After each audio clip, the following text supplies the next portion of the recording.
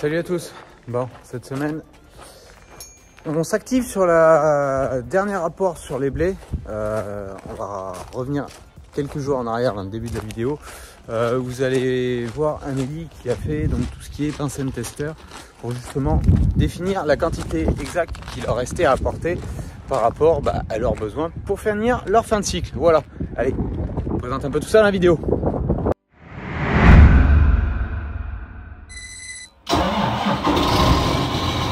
Comme Jean-Loup vous l'a dit, aujourd'hui je fais de la pince and tester pour voir s'il faut de l'azote ou pas dans les blés. Donc il suffit d'avoir la pince, un téléphone et l'application. Une fois qu'on est sur l'application, il suffit de choisir la parcelle où nous sommes, de connecter la pince au téléphone et de faire les premières mesures. Donc là, loupé, on recommence. Une. Et il suffit de faire 30 mesures comme cela.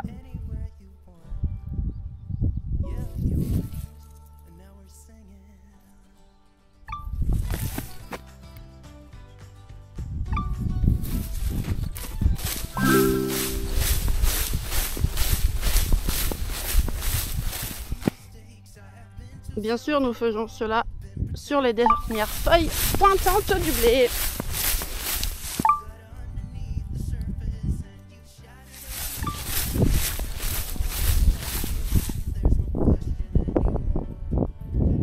Là, on est sur la fin des 30 mesures.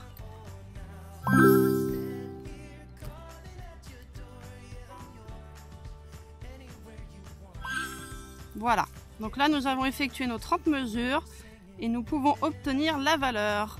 Voilà, ce qui est de 592.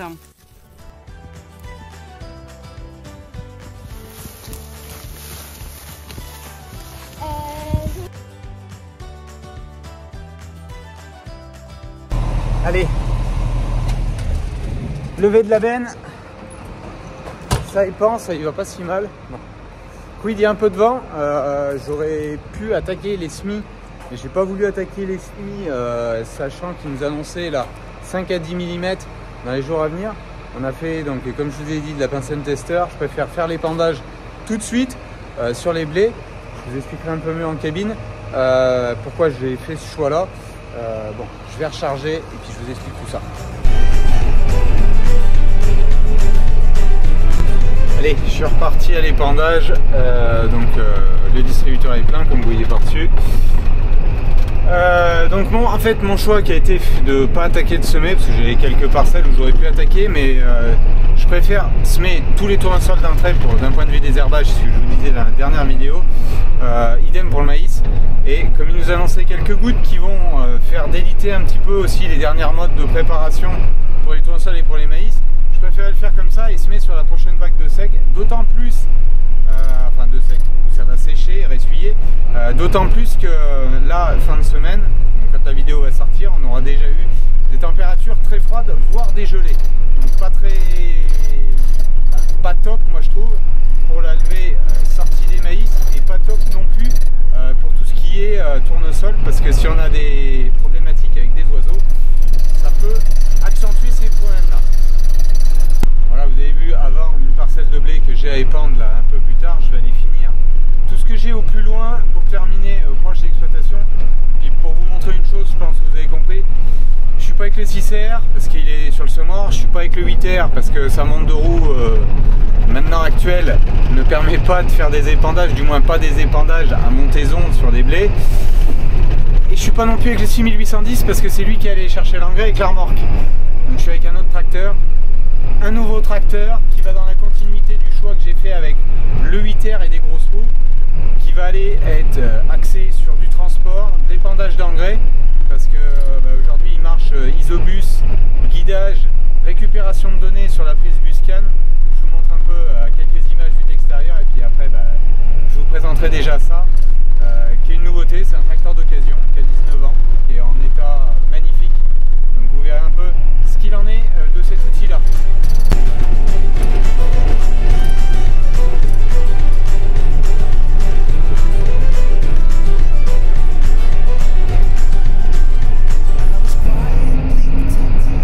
ça avance. derrière l'exploitation, les blés avec les bandes de semences. Là, vous voyez peut-être pas très visuellement à la caméra, c'est pas tout à fait le même portefeuille. Là j'ai mes bandes de semences de multiplication pour les semences de ferme l'année prochaine. Donc bon, ça avance plutôt pas mal. C'est 18h20, j'ai attaqué, c'était 14h. Et j'en suis à 100 hectares de fait. L'objectif c'est que je finisse tout ce soir. Donc là je vais essayer un peu fin d'après-midi là maintenant là, si le vent voulait se calmer un petit peu, de vous faire quelques images au drone enfin pour que vous le voyez de l'extérieur. Ce nouveau bataillon qui vient remplacer rien, qui vient simplement remplacer le 8, enfin si indirectement le 8R sur la partie transport.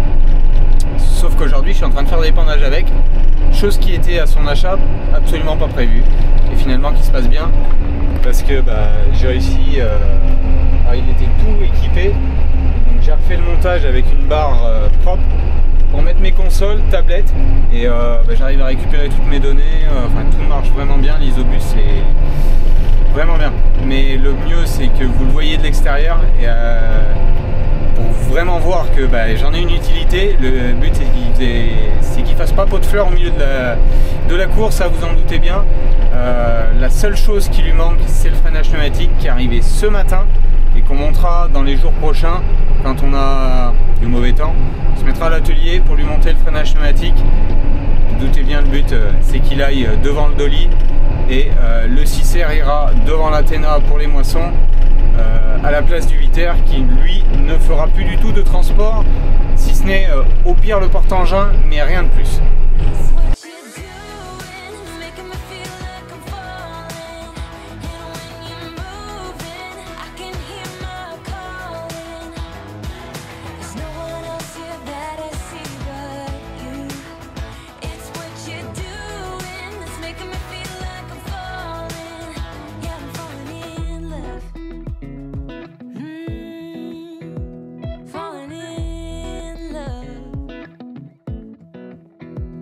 Wheels in motion, I'm going crazy for you.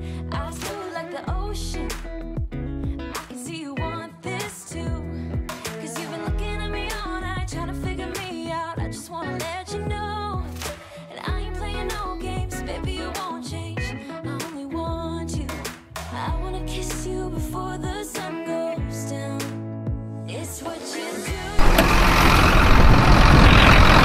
Allez, si on descend, parce que c'est venteux, très venteux. Bon, vous l'avez reconnu, cette 1920 qui a récupéré donc les axiobib 2 de l'avant du 8R et les axiobib 1 de l'arrière du 8R. Le 8R a sa nouvelle montre de roue et ce tracteur vient en supplément pour faire du transport. Ces tâches-là d'épandage que je n'avais même pas prévu de faire spécialement avec lui, mais à cette époque, quand le Smor est attelé monograine, et ça permet d'avoir de la flexibilité, de pouvoir intervenir et de prendre des créneaux qu'on n'aurait pas ou peu facilement pris avant. Donc c'est pour ça, il va avoir encore, je vous le représenterai mieux en détail, quelques modifications. Bon, il a déjà quelques modifications typiques à la ferme, vous avez cru voir sur les images, mais il y a encore un truc, c'est le freinage pneumatique pour le transport et qui se passe sur le dolly. Donc voilà, allez, soyons plus terre à terre dans les blés. Là c'est du LG Abilène. Bon, vous voyez que ça s'est bien développé. Les images, la parcelle juste là-bas, c'est du Sacramento. Ils ont tous plutôt un bon développement. Vous voyez, hein, ça a bougé énormément fort avec les conditions qu'on a eues. Bon, il y a eu l'azote qui a été mis relativement tôt. Je veux finir de mettre, comme il est à 2 nœuds, avant la dernière feuille bien sûr, parce que là je suis en train d'épandre de l'urée. Vous savez, le rythme de l'azote quand il est au sol fondu. Donc là on voit les grains.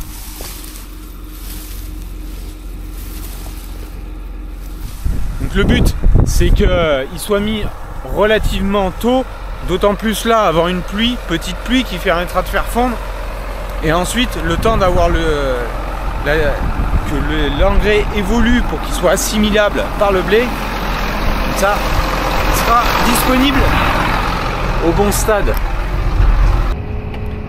Donc le but, voilà, là il n'y a pas le vent au moins, qu'il soit au stade, le but de ce dernier rapport en fait, voilà, pour ça qu'Amélie a fait de la pince, c'est déterminer si on a le maintien déjà de notre potentiel de rendement. Là en l'occurrence des parcelles comme ça on l'a, et ce qu'on cherche c'est avoir ce potentiel de rendement mais avec le taux de protéines qui va bien avec, et d'autant plus, c'est d'autant plus vrai sur tout ce qui est blé améliorant où là on demande des taux de protéines plutôt à 15, 16, 16,5 si ça veut rire. Souvent quand on a trop plus de protéines c'est qu'on a un peu moins de rendement. Ça c'est le climat qui le dictera après. Et c'est aussi vrai sur les blés durs. Donc voilà. Donc le but là c'était de couvrir tout, ça m'en reste une trentaine d'hectares à faire. Mon débit de chantier, vous avez vu, ça galope quand même, ça va très très bien, le tracteur est très stable avec ça. Donc voilà un petit peu la première des nouveautés. Il y a les gros sauts qui sont arrivés et il y a le Smoradan, mais le Smoradan je vous le présenterai plus tard, et peut-être même avec son concepteur. Voilà, allez, retour à la ferme, je vais recharger ça et puis on passera à d'autres travaux demain.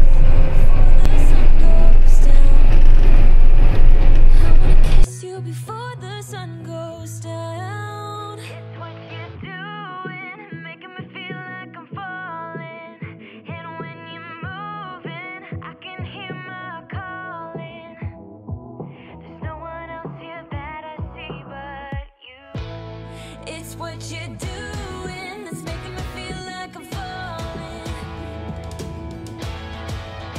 Yeah, I'm falling in love. Yeah, I'm falling in love.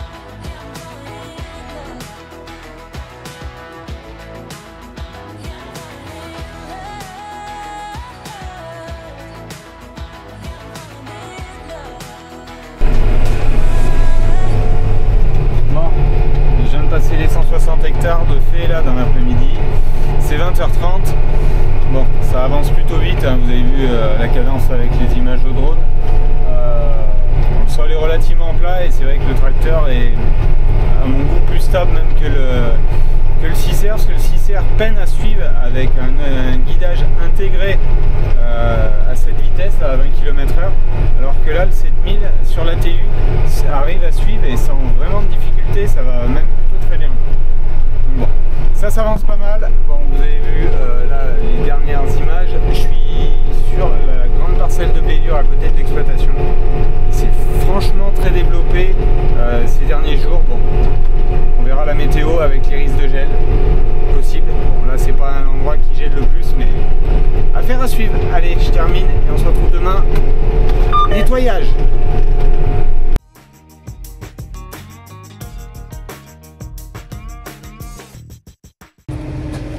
Allez, ce matin, c'est pas chaud, mais on va nettoyer tout ça. Ça ne fera pas de mal. Maintenant que c'est fait, on a eu 3 mm. Ça a tombé, mais 2 heures après que j'ai fini hier, à 22h30, 23h. Donc bon, c'est comme ça. C'est pas plus mal, ça aura fait fondre tout l'engrais. Et ça va retomber encore. On a, sur les 10 jours à venir, on a presque 20 mm encore d'annoncé. Si on prend tous les cumuls, hein, c'est pas sûr que ça fasse 20 mm, mais bon. Au moins ça c'est fait. À défaut de semer, comme ça fait vraiment frais, on va laisser les semences en sac. Donc je lave les pendeurs et après je vous montre un petit peu le tracteur et modif qui va intervenir dessus.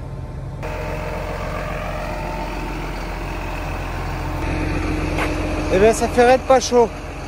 Bon, on a nettoyé, pas de fond en comble, de toute façon il va resservir d'ici 15 jours, 3 semaines. Donc ma foi, on va le laisser goûter, on fera un graissage. Après, on va s'occuper de ça.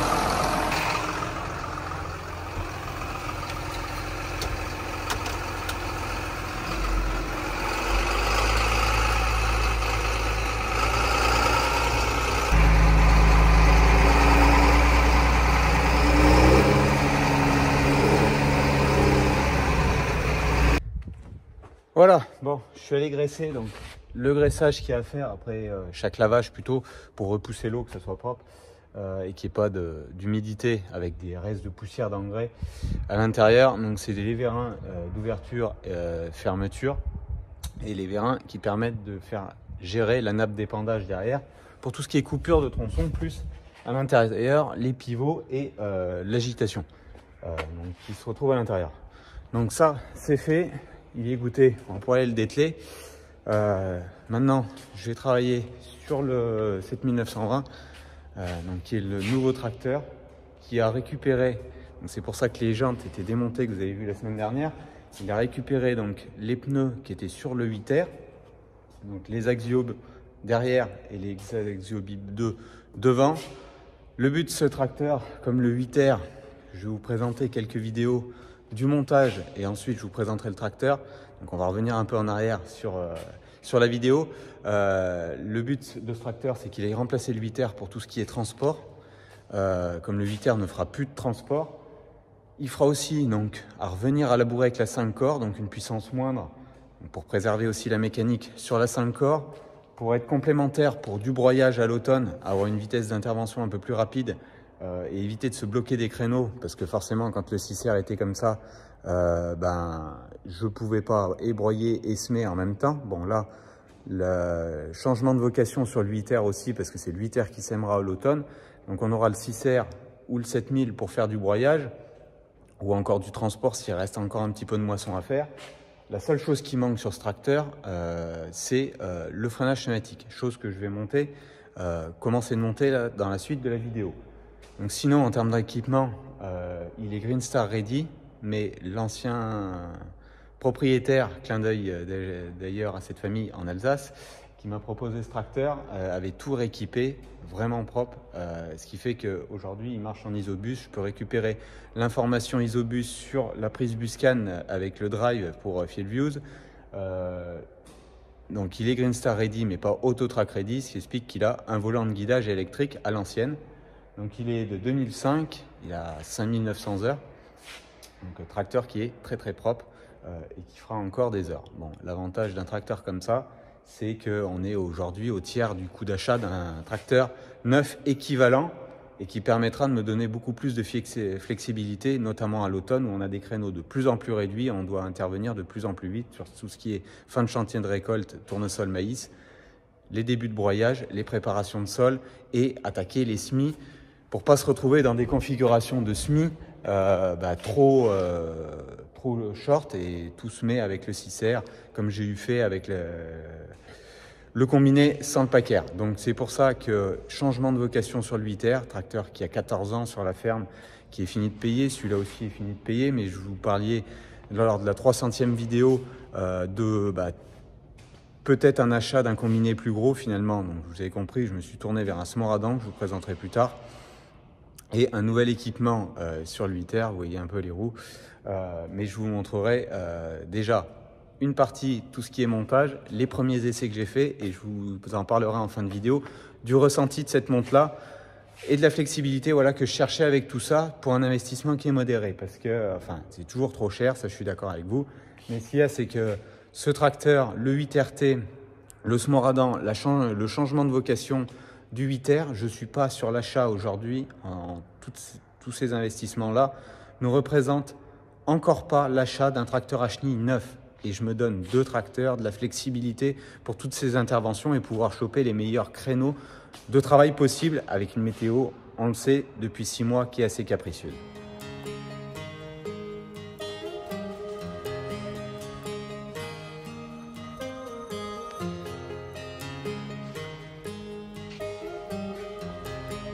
Allez, donc dans la série freinage pneumatique, lui avait été refait, lui aussi. Bon là maintenant il fera que du transport à la limite de la pelle avec le porte-engin. Maintenant on va s'occuper de lui. Donc là, kit Tigen, bon ça va normalement très bien parce que les deux précédents avaient été très bien montés et facilement. Des kits avec des explications et notices. Donc on déballe tout ça. On a déjà une pièce qui dépasse. Et normalement, il y a une notice qui va bien. Il y a tous les flexibles, le compresseur, la cuve, donc kit Tigen en Wapco. Donc ça, c'est les petits papiers. Donc voilà, tous les tuyaux d'air, c'est exactement comme les autres. Ils sont tous répertoriés avec des scotch, donc on peut pas se tromper pour les branchements. Du bleu, du jaune, du rouge. Donc les brides qui tiennent les bouteilles. Une des bouteilles là. Une autre bride. Non, c'est là. très propre, je conseille. Bon, poursuite du déballage. Donc on voit tout ce qui est tuyaux, ce que je dis, les mains d'air qui vont à l'arrière, le répartiteur Wapco, la commande, la poulie donc qui va sur la courroie d'entraînement accessoire moteur et qui vient entraîner en fait que parce que je savais pas comment était le montage.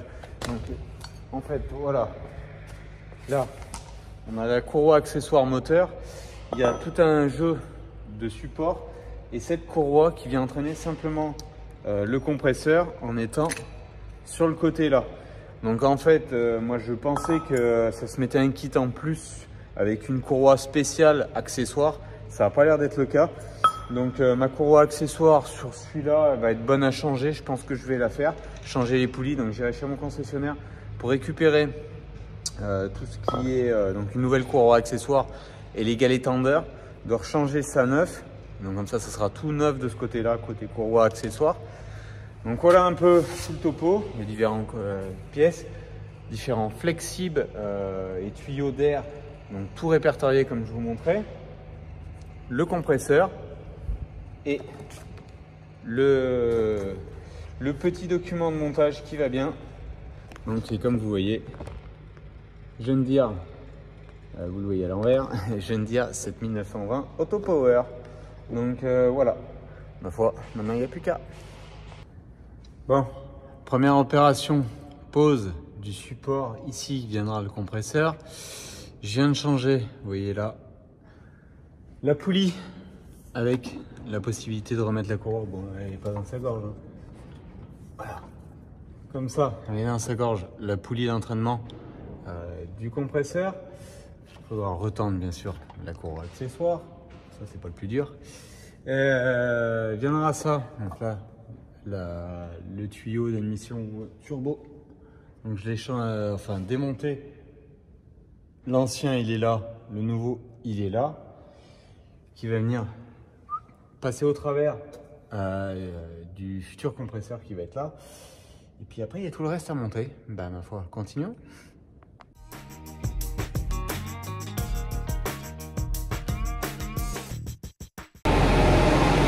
Bon, on se retrouve, on est le lendemain. Comme vous voyez, le devis derrière, et je l'ai emmené là. Donc c'est que ça marche. Donc voilà, j'ai fini le montage. Bon, il m'a fallu 10-11 heures à peu près, le temps de décalpiner beaucoup de choses dans la cabine pour pouvoir accéder, pour mettre tout ce qui est mano avec l'arrivée d'air, l'éclairage du mano, la commande sur les pédales, la commande de freinage, de remettre tous les capots. Donc ça me reste encore, là il faudra que je finisse de faire tout ça, c'est de remettre des liserons propres un peu partout. Là j'ai mis les câbles pour pouvoir essayer et tout, mais de remettre des riserons un peu partout, que tout ce qui est tuyaux d'air et câbles électriques soit bien fixé, que ça vienne pas se prendre sur une roue ou quelque chose. Mais bon, le kit est très bien fait. Le quid, c'est qu'il pourrait le mettre en français. Bon, le baragouine de 3 mots d'anglais, donc je me suis débrouillé avec l'anglais, hein. C'est pas un problème, la preuve, c'est que c'est monté. Mais voilà un peu, ma foi. Donc ça c'est fait. Vous voyez, donc j'ai mis mon mano là. On voit, il monte en pression à plus de 8 bars, donc ça c'est bon, pas de souci. Pas de fuite particulière, donc j'avais éteint le tracteur avant de brancher parce que j'ai 2-3 fuites. Une légère fuite sur le porte-engin, pas sur le dolly, donc j'avais arrêté. Là je voyais qu'à vide, sans avoir branché, ça tenait. Là vous venez d'écouter peut-être, il vient de déclencher qu'il était à 8 bar 5. Donc non, ça se passe bien, ma foi c'est monté. Je vais aller essayer voir un peu le freinage, comment ça répond, parce que c'est vrai que du moment où j'ai changé sur le 6R et le 8R, la réponse avec un outil freiné à air, ça va beaucoup plus vite, hein. Faut pas appuyer de la même façon sur la pédale de frein, mais bon, ça va être remonté, il va être opérationnel pour faire du transport. Et je voulais le faire là parce que comme le 8000 n'est pas opérationnel pour faire du porte-engin, pour me traîner les semences, les semences de maïs, les big bags d'engrais et le télescopique, je pourrais le faire comme ça avec le 7000. Donc le 6R est prêt en ordre de marche pour les semis.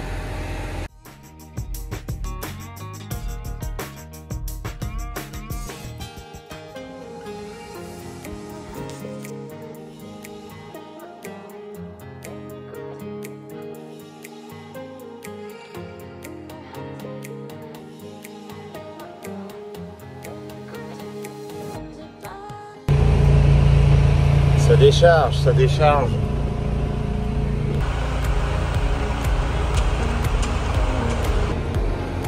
Bon, on s'est un peu amusé et voilà comment on a déchargé les deux arrières.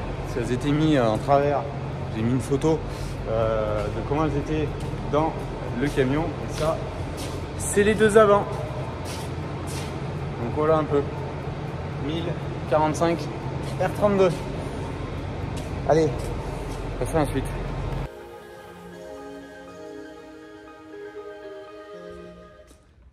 Bon allez, je vais commencer de préparer un peu. Là, ils vont pas tarder d'arriver parce qu'on va se mettre à 2 monteurs, donc à 3, pour faire la permute.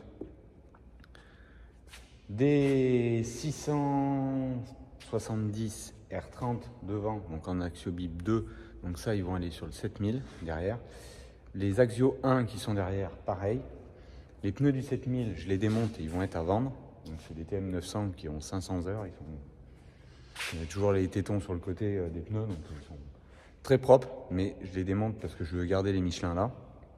Et après, et ben on s'occupe aussi sur ce qui est masse arrière du tracteur. Comme il va repasser sur un profil à faire du travail plus superficiel, donc des chômeurs à disque indépendants, il pourra faire du vibro aussi, des choses comme ça, et bien sûr tout ce qui est SMI avec le Smoradan et des chômages avec le Smoradan aussi. Donc étant donné le poids des roues qui vont aller derrière, il n'y a plus besoin de toutes ces masses. Donc les masses extérieures là, ces deux masses là vont aller sur le 7000 pour lui donner de l'assise aussi au transport avec le dolly. Et les masses intérieures que vous voyez là, celles-là on va les retirer complètement. Donc je les mets sur une palette, je pense que je les vendrai aussi. Donc on verra tout ça. On va y monter, ça va passer fin là. Donc on verra si, de toute façon ça passera fin là, mais ça passera fin aussi là, avec le réservoir de ce côté et de l'autre côté. Donc on va voir vraiment l'espace qu'on a, si d'aventure il faut remettre une cale ou deux sous les cils en bloc de cabine pour rehausser un peu la cabine. Il y a de la place, les faisceaux sont assez longs, on verra s'il faut le faire ou pas. Je pense que oui, mais on va déjà monter les roues, voir un peu où on s'oriente. Donc voilà, bon, elles sont là. Bon, victoire après 20 minutes un peu chaudes. 2 cris parce que même sur les cales il s'affaisse. C'est sorti. Donc maintenant on va pouvoir enlever cette masse là. Pierre, je vais foutre un coup de papier là, de nettoyer, finir de nettoyer là sur la coquille, qu'on puisse la remettre après. Ok, pas bien. Je l'ai démonté complètement, mais j'avais pas le choix. Je ne pouvais pas, même sur la dalle en béton quartz, j'arrivais pas à tirer la roue. Parce que je la tire à la main, je la tire pas avec quelque chose. Donc ça occupe un peu parce qu'il y a 625 kg à l'intérieur, 75, 205, le voile fonte, la jante et le pneu. Donc ça fait un certain poids.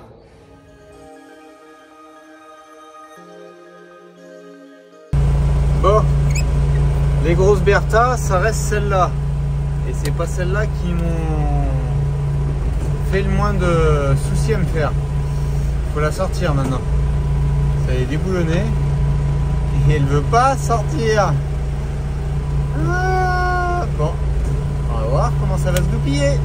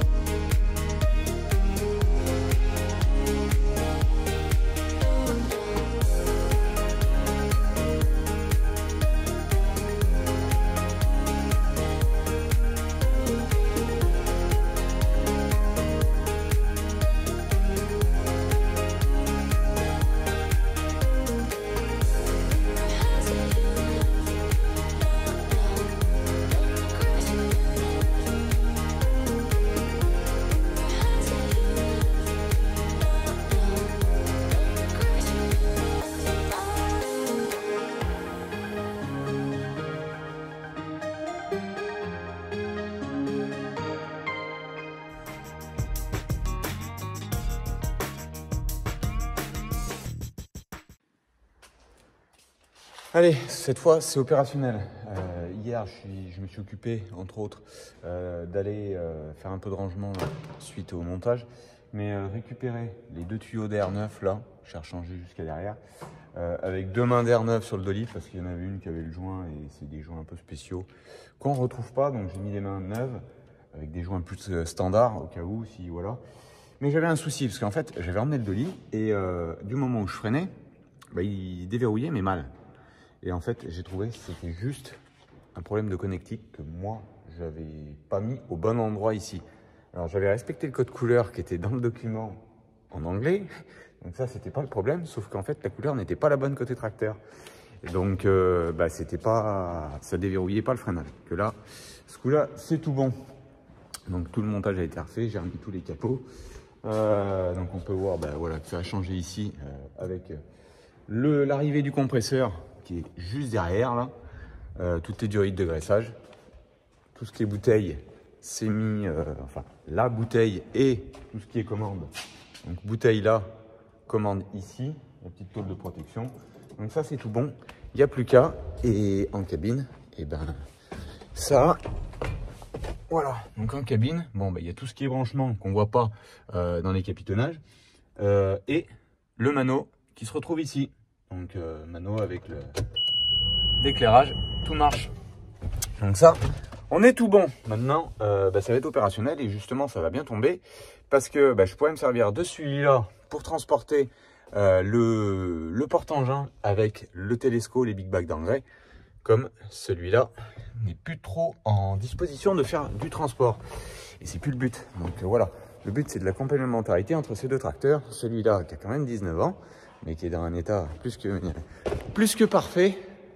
Chapeau aux anciens propriétaires qui se reconnaîtront, coin nord-est de France.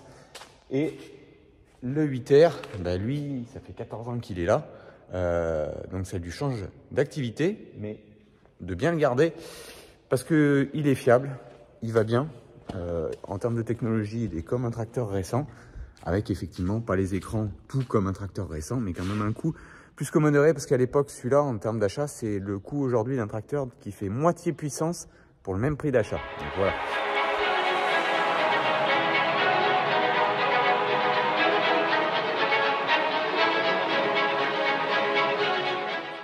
Bon, j'ai rentré celui-là, le 6810, à l'atelier parce que je me sépare de mon jumelage. Donc il faut enlever tous les taquets dessus. Alors je me sépare de mon jumelage, ça va aussi tout dans la continuité. C'est qu'aujourd'hui, donc j'ai mon 6R jumelé avant-arrière. Je vais garder mon jumelage avant-arrière sur le petit 6210. Donc en fait les deux 210, même s'il y en a un qui est beaucoup plus gros que l'autre, ont le jumelage avant-arrière et ça je vais garder. Du moins encore quelques années, ça c'est sûr. Mais sur le 6810, pour le coup, ça fait 1 an et demi au moins que je ne l'ai jamais monté.